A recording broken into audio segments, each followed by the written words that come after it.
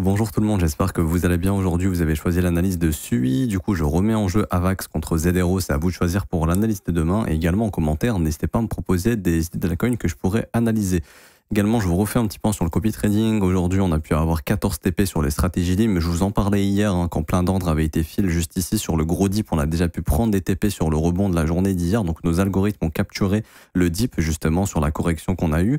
Également, quelques TP SL du côté de la stratégie SPT. Au niveau de la stratégie d'accumulation qu'on a remis en place, les ordres également sont en train de s'exécuter. Si vous souhaitez rejoindre le copy trading, c'est 100% gratuit. Vous conservez 100% des gains, c'est 100% sécurisé également. Vous avez aussi les témoignages des membres du copy trading dans le Discord avec témoignages copy trading, les performances ici qui sont postées également dans le Discord que vous pouvez consulter. Pour rejoindre, c'est 100% gratuit, c'est le premier lien en commentaire épinglé que je vous montre à l'instant.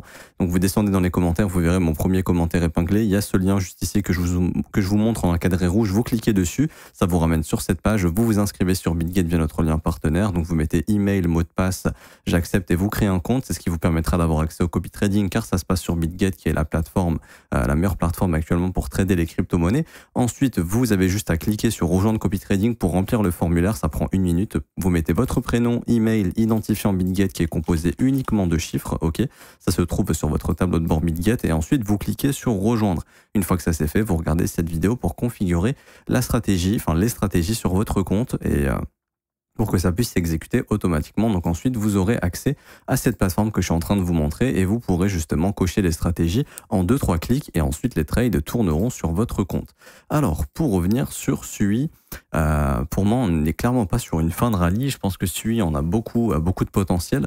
Maintenant, je vais encore une fois parler de deux choses importantes qui vont être la capitalisation et surtout la capitalisation totale à cause de la dilution de tokens. Ce qu'il faut comprendre, c'est que SUI risque de se faire exploser en bear market et que c'est intéressant de faire de la spéculation jusqu'à la fin du bull run. Pourquoi? Parce que quand on va sur chainbroker.io, qui est un site exceptionnel, je vous invite à aller regarder.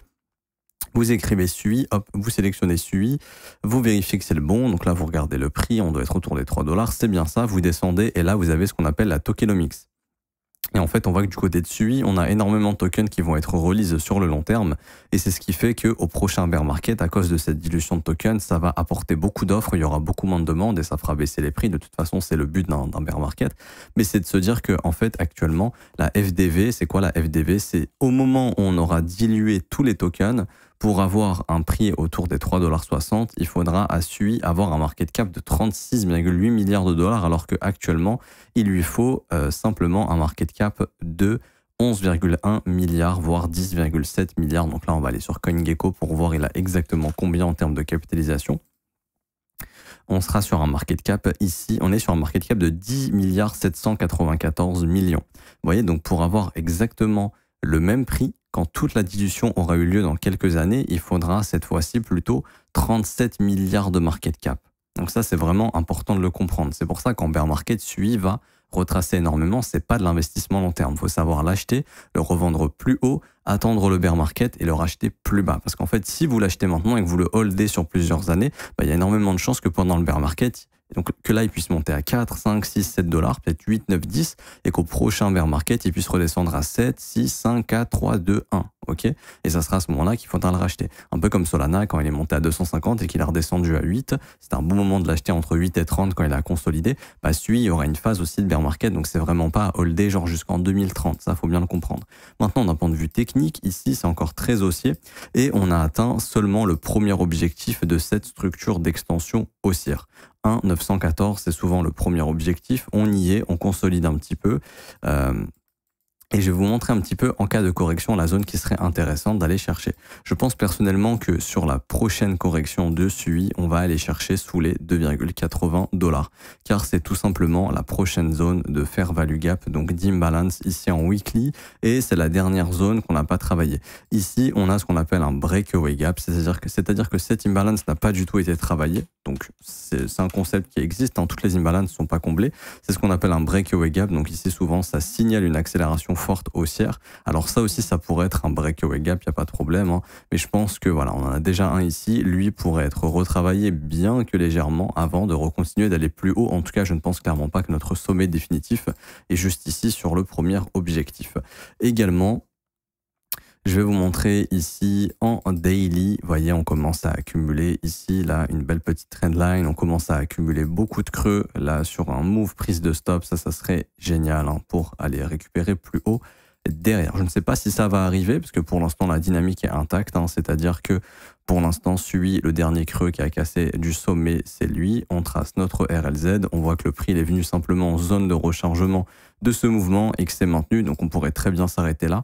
Mais retenez une chose, c'est que si on perd la zone de rechargement, ici, je vais vous donner le prix, vous inquiétez pas, hop, entre 3,29 et 3,55. Donc, si on se réinstalle sous les 3,29, le marché risque d'aller chercher les stop-loss sous les 2,97 et du coup d'aller chercher l'imbalance weekly ici sous les 2,82 $.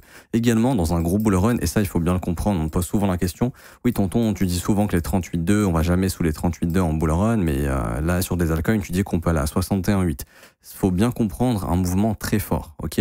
Par exemple, je vous prends INJ. INJ, est-ce que ce mouvement ici est super fort? Pour l'instant, non. Du coup, là, on ne pourra pas parler de 38,2, ok? Là. Bon, pour l'instant, il s'arrêtait à 38,2, mais il y a des chances que s'il continue de baisser, qu'il puisse revenir en zone de rechargement. C'est sur des mouvements comme ça. Et par exemple, ici, lors du précédent rallye, si je vous prends INJ, on peut voir qu'on a bien consolidé au 38,2. Je vais y arriver. Si je prends le bon fib, voilà. Vous voyez, 38,2, ça n'a pas été cassé. On a fait un nouveau sommet, on a retracé 38,2. 38,2 était cassé, on est bien venu chercher 61,8. C'est sur ce genre de mouvement. Sui, je ne pense pas qu'il ira casser 38,2 pour revenir à 61,8. Ok, ça, il faut bien le comprendre. C'est-à-dire que là, vous prenez votre fib, et en fait, s'il y a une correction, grand maximum, on devrait aller à 38,2 et on voit que c'est tout proche de la fair value gap ici, ce qui permettrait tout simplement de faire une petite mèche pour venir récupérer les stops dans la fair value gap, mais de maintenir 38,2. Et le prochain dip qui vient chercher 38,2 sera probablement une opportunité pour entrer. Exemple, vous prenez ce mouvement, où est-ce qu'on s'est arrêté? Lorsqu'on était ici, on prend le plus bas, le plus haut, on s'est bel et bien arrêté à 38,2 et on a continué le pump. Donc le 38,2 actuellement se trouve au 2,92 $. Donc s'il y a bien une correction à faire, ça sera retour 38,2 à 2,92 $ et ça pourrait être un bon point d'entrée. Et je vous dis également que cette fois-ci, on pourrait peut-être mécher un peu plus bas, mais clôturer au 38,2 juste pour aller chercher un petit peu le fair value gap ici, qui serait une très bonne zone pour que de gros poissons puissent recharger des positions avant d'aller plus haut. Et ici, le prochain objectif sera du coup, alors on va spéculer sur le fait que, imaginons aujourd'hui, on se fait rejeter par l'imbalance et qu'on va récupérer les stops. Je spécule sur un bottom ici, par exemple, à 2,60, ok. Je vous donne la future zone d'extension. Le prochain objectif, hein, une fois qu'on sera venu chercher 38,2, je ne sais pas si on va y venir, mais on peut éventuellement.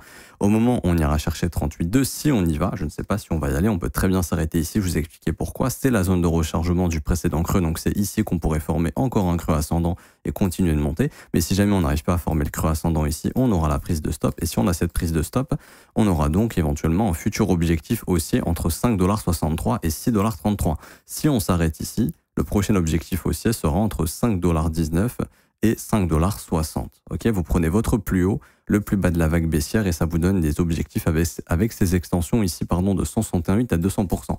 Également, ici, je vous redonne les objectifs. Hein. Prochain objectif 3,14 ici. Donc de toute cette structure haussière, là, il y a clairement un gros signal haussier et donc on est à la chasse de ces extensions. On a atteint le premier objectif qui était 1,914 à 3,83 $. Deuxième objectif 3,14 à 6,07 $ et dernier objectif entre 9,60 $ et 11,79 $.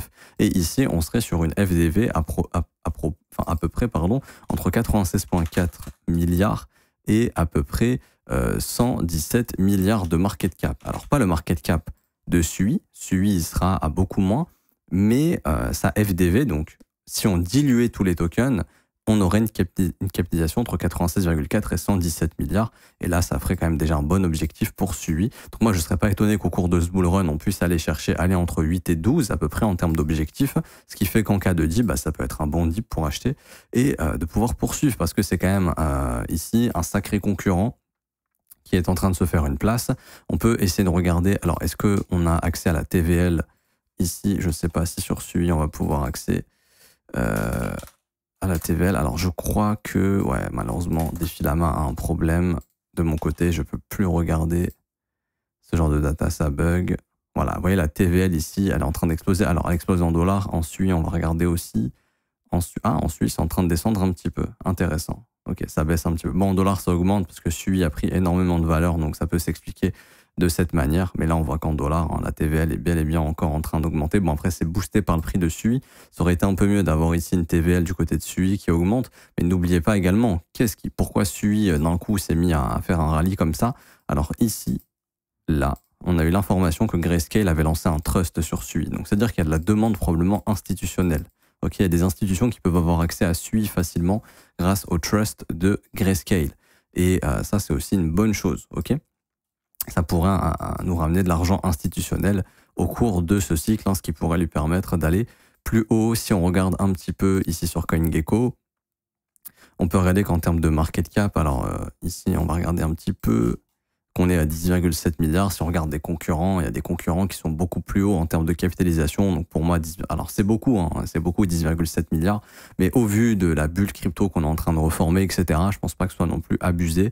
Et je pense que sur ce cycle, on pourra aller chercher plus. Moi, ce qui m'intéresse, c'est plutôt la FDV et de me dire que une FDV à 100 milliards, là, il faudra commencer à se poser des questions. Et à ce moment-là, on sera plutôt autour des 10 dollars. Donc c'est ce qui m'invite à penser que franchement, si je devais faire un bet, je pourrais me projeter sur du 8 à 12 dollars pour une fin de cycle, ce qui me paraîtrait un très bon objectif. Pour ça que pour moi, les dips sont encore intéressants à acheter et que graphiquement, c'est toujours un marché haussier.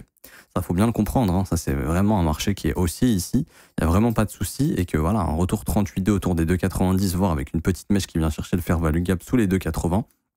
Ça serait une bonne entrée tout simplement pour avoir tranquillement accès au prochain mouvement haussier. Et on aurait même ces objectifs, hein, AB égale CD par exemple ici, hop, qui pourraient nous ramener assez rapidement dans les 5,60. Donc voilà, des objectifs qui me semblent être assez réalistes. Et si vraiment on va chercher cette extension finale, bon bah ici ça sera entre 9,56 et 11,79. Alors je suis d'accord, il y a moyen de faire des multiplicateurs plus importants sur d'autres altcoins, mais si vous voulez un actif qui a une tendance qui est forte, qui tient très bien pendant les dips et qui a des objectifs plus hauts et qui a des chances d'y aller, bah c'est vrai que SUI c'est quand même un bon coin ici pour pouvoir faire de l'achat de dip pendant les corrections pour espérer revendre plus haut parce que c'est un actif qui se reprend très vite. On l'a encore vu hier sur la correction, hein, ici, mais voilà, les mèches ont été réavalées. Bon, il y a eu ça sur pas mal d'altcoins, mais moi je regarde plutôt sur les précédentes corrections. Ici, là, SUI a fait de nouveaux plus hauts. Il y a plein de coins qui n'ont pas réussi à faire de nouveaux plus hauts depuis la précédente correction qu'on avait eue fin novembre. Correction de grands mots, un petit retracement. Et même ici, là, franchement, SUI était très très fort. Il a fait un énorme rallye en même temps que le Bitcoin. Donc c'est vraiment un token qui arrive à tenir la cadence du Bitcoin, et ça aussi c'est plutôt bon signe. Mais perso, ouais, je m'attendrais plutôt à ce que à un moment donné, là, les creux qu'on soit en train de voir finissent par sauter, qu'on ait une prise de stop, que de gros poissons puissent capturer beaucoup de volume dans la zone que je vous indique sous les 2,80 et qu'ensuite on puisse tranquillement remonter et se diriger probablement au moins vers les 8 à 10 dollars. Je pense que ce serait un bon objectif. Je m'arrête ici pour aujourd'hui. J'espère que ça vous aura plu. Si c'est le cas, n'hésitez pas à laisser un petit pouce bleu, vous abonner, mettre des commentaires. Merci à ceux qui jouent le jeu. D'ailleurs, ceux qui ont acheté SUI, n'hésitez pas à me dire en commentaire, vous l'avez acheté à quel prix? Et ceux qui en ont déjà, est-ce que vous comptez en racheter ou est-ce que vous comptez garder votre bague? Et simplement, dites-moi aussi à quel prix vous voulez vendre, quels sont vos objectifs, ça m'intéresse. Je lirai vos commentaires, je les lis tous, hein, parce que c'est moi qui les approuve manuellement d'ailleurs, parce qu'il y a beaucoup de bots, etc. qui commentent sous les vidéos, donc j'ai mis une restriction, c'est moi qui valide tous les commentaires, donc je les lis un à un, même si je peux pas répondre à tout le monde, vraiment, je les lis, donc n'hésitez pas. Également en commentaire épinglé, je vous rappelle que vous avez le copy trading, la formation gratuite et les pépites altcoin, c'est cette formation juste ici, que vous pouvez récupérer pareil, premier lien en commentaire épinglé, 100% gratuit, formation Bullrun plus les pépites. C'est un petit formulaire qui se remplit en 1 minute et vous aurez l'accès à la formation par mail. Et ensuite, pour ceux qui veulent se former à mes côtés du lundi au vendredi, plus avoir accès à la formation de l'école qui est une formation de A à Z, 19 heures de cours, c'est la formation que je vous montre actuellement. 19 heures de cours composé de 8 modules, vous apprenez absolument tout, gestion du risque, analyse technique, acheter, vendre au bon moment, développement de stratégie, développement de plan, on apprend tout ça dans la formation. Ça commence à partir de seulement 49 € par mois, ça se passe dans l'école. Vous avez aussi les offres 3, 6 et 12 mois si vous voulez payer one shot et vous engager sur 3, 6 ou 12 mois et payer moins cher. Et vous avez aussi ici accès au brief privé que je fais avec les élèves tous les jours et vous avez également la possibilité de lire les témoignages des élèves. Donc n'hésitez pas à nous rejoindre, vous êtes les bienvenus. Je m'arrête ici, on se retrouve peut-être tout à l'heure pour une prochaine vidéo ou demain. Donc à tout à l'heure ou à demain. Ciao, ciao.